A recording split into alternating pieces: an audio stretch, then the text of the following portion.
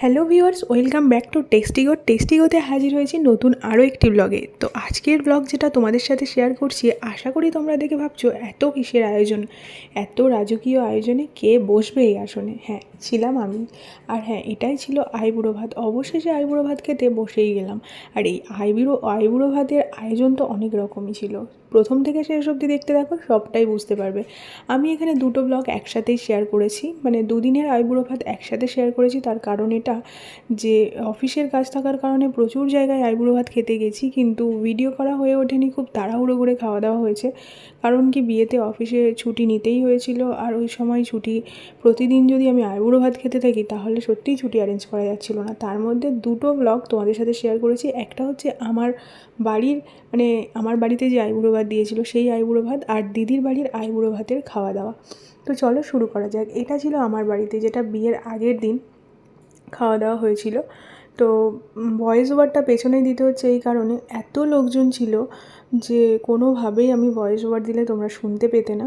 তো যার জন্য আমি পেছনে ভয়েস ওভারটা দিচ্ছি। আর আমার বাড়িতে যে আইবুড়ো ভাতটি দেওয়া হয়েছিল, সত্যি অসাধারণভাবে দিদি বৌদি সবাই সাজিয়েছিল, তারপর খেতে দিয়েছিল। নেহাত এতদিন পরে সবাইকে ছেড়ে চলে যাব কি না, সেই জন্য। তো কী কী আয়োজন করেছিল আর কী কী আইটেম ছিল সবটাই বলবো। আর আমার বিয়ের আইবুড়ো ভাতটা যেহেতু আগের দিন ছিল, তাই নিরামিষেই হয়েছিল। কারণ প্রচুর সব জায়গাতে খেয়েছি আমিষ, নিজের বাড়িতে নিরামিষ খাওয়া মার কাছে আমি এটাই আবদার করেছিলাম। তো অনেক কিছুই ছিল, যার মধ্যে ছিল ভাত, 5 রকম ভাজা, আলু ভাজা, বেগুন ভাজা, সিম ভাজা, বিনস, আর ছিল লাল নোটে অর্থাৎ লাল শাক ভাজা, স্যালাড ছিল। স্যালাডে শুধুই শসা ছিল। আর এখানে মুগের ডাল ছিল। আর ছিল ফুলকপি আলুর একটা রোস্ট। আলু দেওয়া ঠিক, মানে আলু দিয়েই রোস্টটা হয়েছিল, অসাধারণ স্বাদ ছিল। আর ছিল অসাধারণ সুন্দর মায়ের হাতের সেই পায়েস, আর 5 রকম মিষ্টি, এক গ্লাস জল শেষে তো ছিলই। তো খেতে খেতে খুব বকবকও করছিলাম, কারণ বাড়িতে ছিল প্রচুর লোকজন, একসাথে খেতে বসেছিলাম। আর বিয়ের কাজের জন্য যারা যারা কাজ করেছিল সবাইকেই খেতে হয়েছিল নিরামিষ, তাই একসাথে বসে সবাই মজা করে খেয়েছিলাম। তবে মনটা ভীষণ খারাপ ছিল এই কারণেই যে সবাইকে ছেড়ে অনেক দূরেই চলে যেতে হচ্ছে, কারণ আমার বিবাহ সূত্রে আমাকে যেতে হবে অনেকটাই দূরে। সবটা পরে শেয়ার করব। তো যাই হোক, বিয়ের ব্লগও চলে আসবে ম্যাজিক্স মেমোতে খুব শীঘ্রই। চেষ্টা করছি এক সপ্তাহের মধ্যে সমস্ত ব্লগ শেয়ার করে দেওয়ার, তোমরা দেখতে পাবে সেখানে। আর এখানটাতে খাওয়া দাওয়ার আয়োজনে কোনো ত্রুটি ছিল না। মনটা খুব একটা ভালো ছিল না, এই যে চলে যেতে হবে সাথে। প্রতিটা মানুষ আমাকে খুবই ভালোবাসে, কারণ আমি বাড়ির সবথেকে ছোট একজন মেম্বার। তো মানে মেয়েদের মধ্যে আর কি সব থেকেই ছোটো আমি, দাদাদের মধ্যেও যদি বলো। তো সেই সূত্রে ভালোবাসাটা অনেক বেশি ছিল। আর সব মিলিয়ে ভীষণ খারাপ একটা সময় যাচ্ছে, মানে গেছিলো। ইভেন প্রতিটা মেয়ের ক্ষেত্রে হয়তো এই সময়টা আসে, তো আমার জন্য এটাই ছিল। আর দেখো, এদিক ওদিক করে ডালের বাটি, সমস্ত বাটি এদিক ওদিক হচ্ছে, মানে আমার চারিদিকে ছিল প্রায় 17 থেকে 18 জন মানুষ, আর আমি ছিলাম মাঝখানে। তো যাই হোক, এই ব্লগটা আমি পুরোটা করিনি, শেষ অবধি আমার পাতে একটা পাঁপড়ও দিয়েছিল। মানে পাঁপড়টা প্রথমে দেয়নি, তারপর আমি চাইতে সেটা দিয়েছিল। অন্য সময় ইটিং শোতে দেখেছো প্রচণ্ড মজা করে খাওয়া দাওয়া করি, এই সময়টা সব কিছু হলেও কোনোভাবেই যেন মনটাকে শান্ত রাখতে পারছিলাম না। সবাই সাথে হাসলেও ভেতর থেকে খুব একটা কষ্ট হচ্ছিল।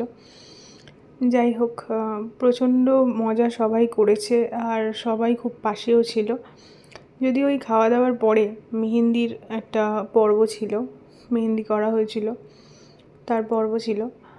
আর এই খাওয়া দাওয়ার আয়োজনের ঠিক পরেই ছিল সবাইয়ের আড্ডা, মেহেন্দি, তারপর তত্ত্ব গোছানো, তত্ত্বগুলো রেডি করা, সবটাই রেডি হয়ে গেছিলো সব কিছুই আর কি।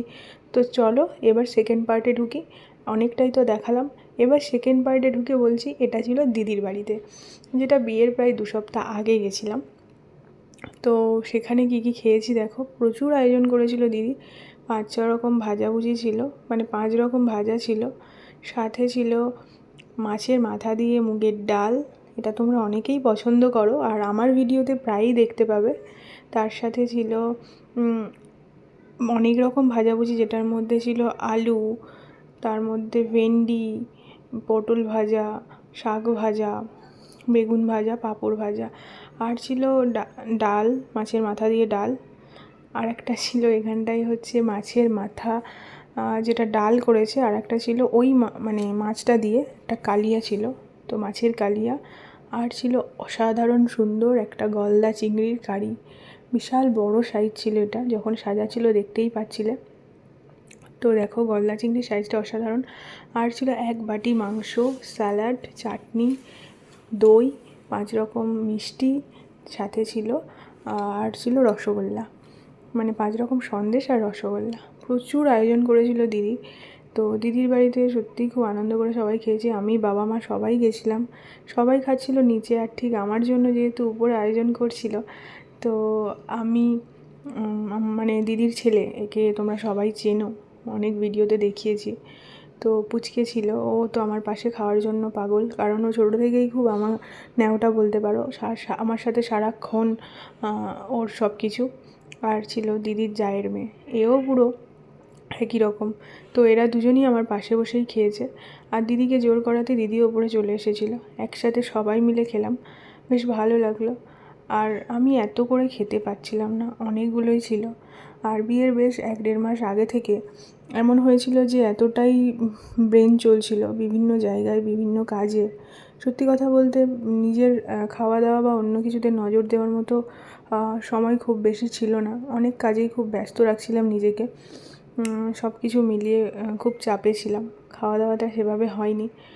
তো আয়োজন অনেক কিছুই করেছে, দাদার বাড়িতেও খেয়েছি, দুটো দাদার বাড়িতেও খুব আনন্দ করে খেয়েছি।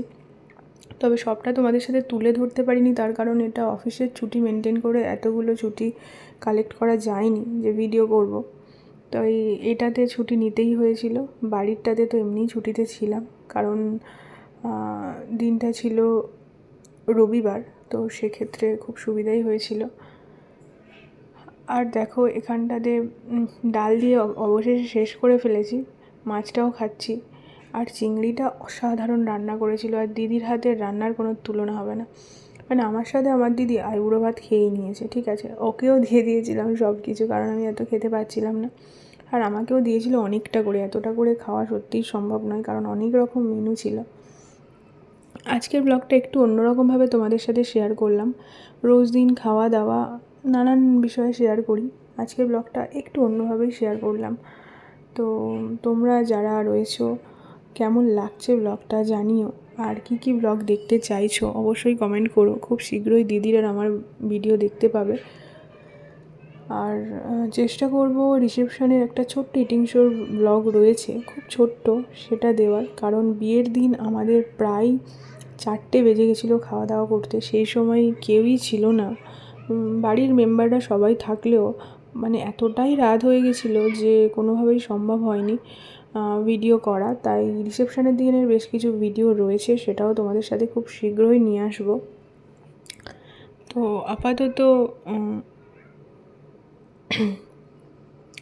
এই ভিডিওটা শেয়ার করছি। দেখো চিংড়ির সাইজটা কি বড় একটা সাইজ।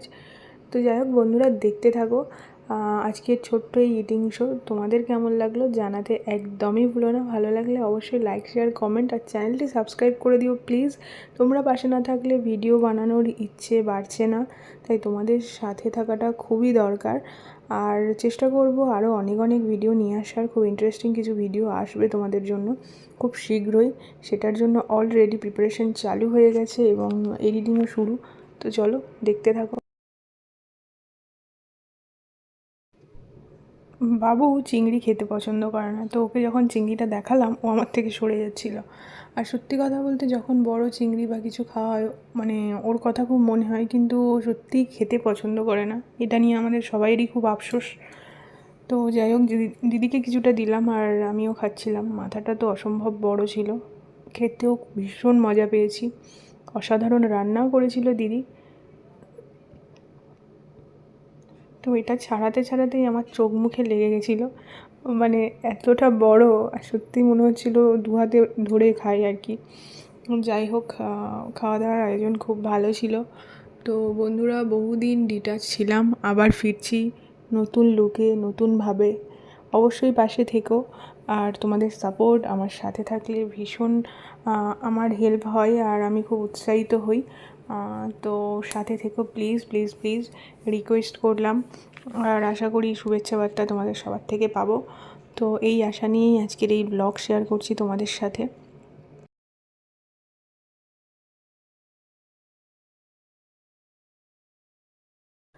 এই চ্যানেল শুরু থেকে কিছু মানুষ আমার সাথে ছিল, তো সেই সমস্ত বন্ধুর নাম বহুবার করেছি।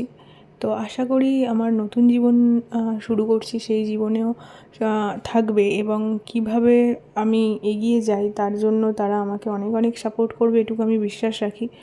আর সত্যি কথা বলতে ভিডিও ছাড়ার একটা জোশ পেতাম। অ্যাকচুয়ালি বেশ কিছুদিন ধরে বিয়ের ছুটির কারণে অনেক অফিসের প্রচণ্ড প্রেশার ছিল, যে সেই প্রেশার অনুযায়ী আমি ভিডিও করে উঠতে পারিনি। কারণ কি, অতগুলো দিন যেহেতু ছুটি নিয়েছিলাম, প্রায় 10-12 দিন, তো এই 10 দিন ছুটির জন্য আমাকে অনেক আগে থেকেই অনেক বেশি এফোর্ট দিতে হয়েছিল অফিসের কাজে। সেই কারণে আমি ব্লগ বানাতে পারিনি। আর তার থেকেও বড় কথা, বিয়ের বিভিন্ন কাজে, কেনাকাটা, শপিং সব কিছুতে প্রচণ্ড পরিমাণে ব্যস্ত ছিলাম। ব্লগ বানিয়ে ওঠা খুব ইজি ছিল না ওই মুহূর্তে, বা কখনো হয়তো রেডি করলাম সব কিছু, টাইমটা এতটাই পেরিয়ে যাচ্ছে, সেই মুহূর্তে ব্লগ বানানো হচ্ছে না। কখনো রাত 11টা, কখনো 2টো বেজে গেছে। তো ওই সময় বসে সত্যিই ভিডিও রেকর্ড করাটা সম্ভব একদমই হয়ে ওঠেনি। তাই অনেক কিছুর কারণে ডিটাচ হয়ে গেছিলাম। আবার আস্তে আস্তে পুরোপুরি নতুন ফর্মে ফিরতে চাই।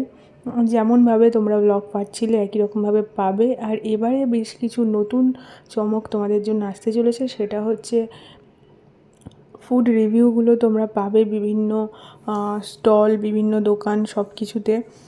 চেষ্টা করব ফুড রিভিউগুলো খুব শীঘ্রই নিয়ে আসার। তো যাই হোক, আপাতত যেমন আমরা ইটিং চ্যালেঞ্জ, ইটিং শোগুলো করি, সেগুলো তো থাকবেই।